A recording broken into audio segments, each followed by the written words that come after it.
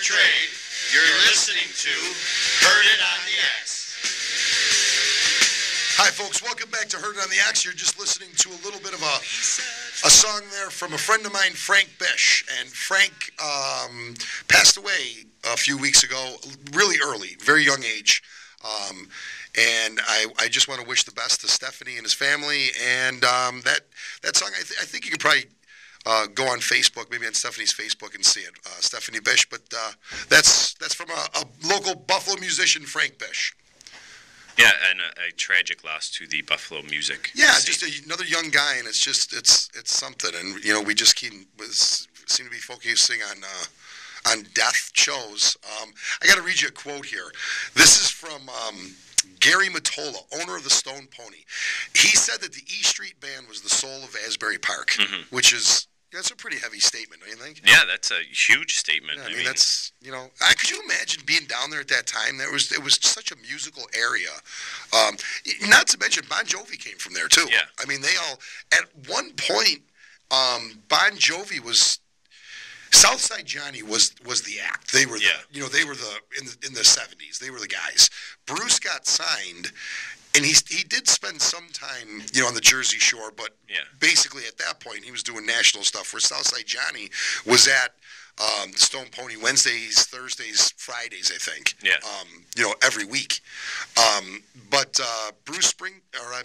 John Bon Jovi played in an incarnation of Southside Johnny's Asbury Jukes. Yeah, he played in it for a while when he was a kid. So, and then he got his own thing. What a music scene to be a part of. Really heavy music scene. And the funny thing about the Jersey Shore bands, they seem to last forever, don't they? Yeah. They have an uncanny longevity.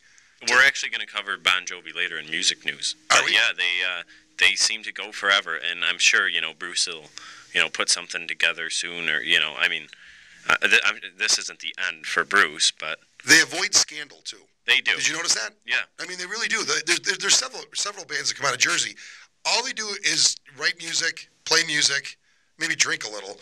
But there's, you know, you don't really hear about bad drug problems or horrible. I mean, they just avoid all these scandals that a lot of people seem to fall into, and they just seem to last forever. I don't know what the deal is. It's that bond that they sturdy stock. They're made of sturdy stock. Yeah, it's that bond they form. Those New Jerseyans. It's Jerseyites. Before we do music news, I want to remind everybody the Rich and Famous Band we got a whole bunch of crazy stuff going on. You want to talk about guys that last forever? I know. And drink forever? Talking about old guys that drink too much. Holy smokes. Wednesday, David and myself, David just joined us from Fair Trade. Dave, myself, and Michael Hund, who's, you know, that's David and Michael are just Buffalo legends. Yeah. We play acoustically at Max Village Brew House in Orchard Park. Yeah. We play outside in this courtyard. It is so much fun. It is a blast. I went last week. Super early gig. It's like 7 to 10, so you can stop and get ice cream and see us, or you can have an adult beverage served inside Max. Thursday, we're at Shandy's, which is hands down the coolest bar in the South Towns of Hamburg. Awesome place. Another early gig. It's another 7 to 10. If it rains, we're inside. If it's sunny, we're out on the patio. That is a great place. They have 10-cent wings, which I was going to say 10-cent wings, which I appreciate every Thursday. Yes, and they have $1 cheeseburgers, and I think somehow at the end of the night, last week we ordered like 43 of them. Yeah, somehow they came in there was a pallet of cheeseburgers delivered. The whole bar was covered in cheeseburgers. Cheeseburgers and hash browns. It was crazy. Friday, we're going to be at Club Paradise. Club Paradise just got reopened. They've done an amazing job in there, so by all means, come on down and check out the Rich and Famous there. And Saturday... I just said the Rich and Famous. That's the Rich and Famous band there. Saturday we'll be at Bray Miller's. And Bray Miller's, of course, has great sound. I've never seen you guys there. Bray Miller's, we blew that place up. Yeah. For the Hamburg Music Fest. For the Hamburg Music Fest, yeah. And it was just, you know, that place was never the same after we left, I don't think. Well, I think you're going to go back and tear it up even more. I hope so. And I want to thank our sponsors of the show, Regal Tip, Ernie Ball, Mackey, and Ampeg, Rich's Music Exchange, richesmusicexchange.com. And for any of your music needs, school band instrument to rock and roll, come and see us, 716-646-6240. Music news. Music news. Well, we were just talking about Bon Jovi. Forbes released their list of the top 25 the highest paid musicians in the world this past year. Would you like to take a guess? I already gave away Bon Jovi, but you want to guess sort of the top 5, or you want me to just? So what you're saying is highest paid tours or highest paid single musicians? The highest paid musician. I mean, these are bands and such too. Okay, But, wait. Let me just do some guessing. How much are your boys up there? He's got to make a lot of money. I'm surprised he's on there, but he's not as high as I thought he was.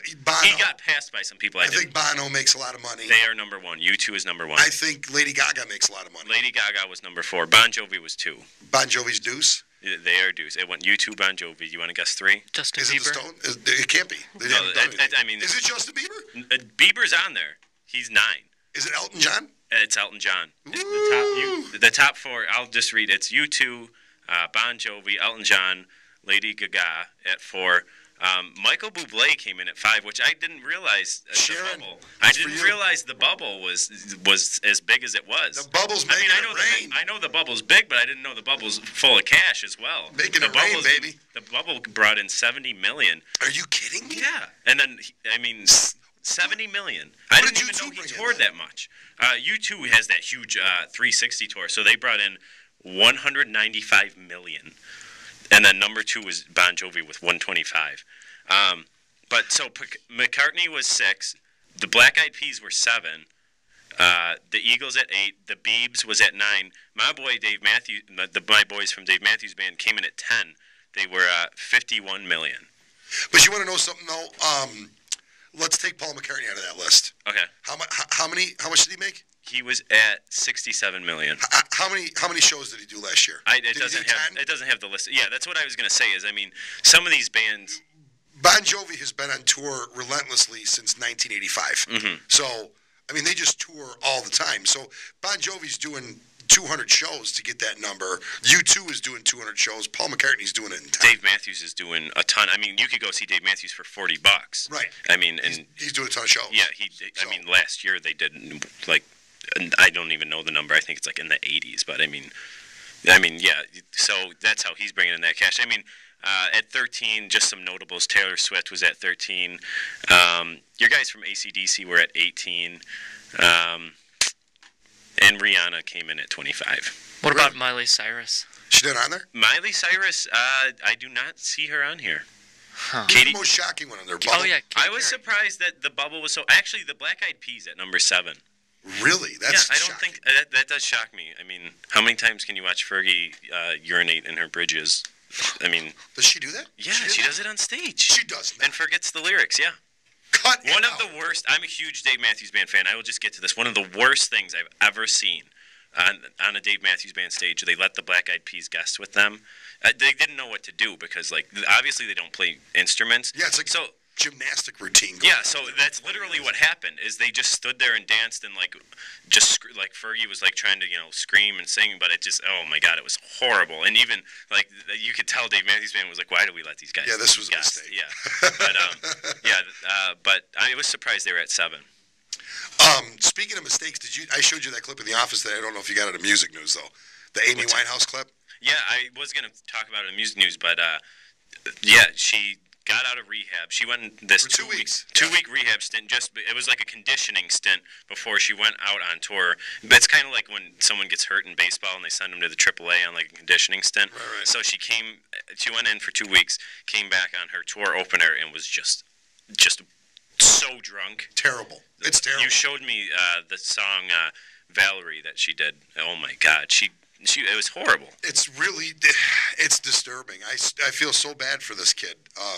I just wish she could get it together because she's just shot. Another, are they both British? Is Joss Stone from? I think she's Australian for some reason. She probably is.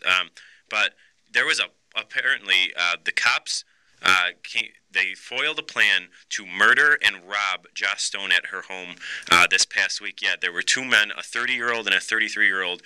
They were arrested a couple streets down from her house. In their possession, they had swords, a body bag, tape, maps, and aerial view of Joss Stone's house. Yeah, they were planning to rob. Kill her with swords? She's 24 years old. Yeah, swords. That's how they do it in Australia, I guess, down under. That's a machete. Now that's a knife. That's what they. No, but yeah. Crocodile Dundee. Yeah, so they were arrested. These 2 men were plotting to murder and kill the 24-year-old singer. Why? In her home. Yeah. That's creepy, though. They had aerial views of her house. They had maps of her house. A body bag. That's terrible. Apparently for the cash. What cash? She just has a massive amount of cash in her house? I don't know. You're going to go hack her up? I have no idea. I was not a part of the planning, or because if I was, not that I'm condoning this, I don't think you should bring swords. There's a rumor that she is Sylvester Stewart, better known as Sly Stone's who is daughter. Is it true? I don't think it's true, but Sly Stone was in court this past week. He pleaded not guilty on a cocaine charge. Oh, really? Yeah, a possession of cocaine charge. I wonder why that would even get started. I don't know. He seems clean. Have you seen footage of him lately? Yeah. Oh, my God. Good Lord. Can I just get one more music Sure, news out there? Springsteen recorded a song for the new Pete Seeger album, which will be out this holiday season. The song is called God Is Counting on Us, and like I said, it will be on the new Pete Seeger album, which is slated to come out later this year. Well, and it's fitting that we end on a Springsteen note. I want to thank the guys from Fair Trade, and I want to thank everybody for having us out there at the Barrelhead reunion. A lot of fun. Can't wait for next year. And our condolences to the music fans out there and to the Clemons family and the members of the E Street Band. The Minister of Soul, the Secretary of the Brotherhood, the Big Man, rest in peace. He has a book, too, which we were going to talk about. The book is called Big Man. Get the book. It's funny. It's a funny book. We are going to be joined next week by, for the life of me, I can't tell you who it is right now. But I do. Who is it? It is Paul Roida coming in, correct? Yes. It's Paul Roida with Strictly Hip. Correct? Oh, that's right. Yes. That's right. And we're also going to be joined by the new psychiatrist that's on Celebrity Rehab. Okay. Will be with us next week, too. So remember, folks, if you heard it on the X.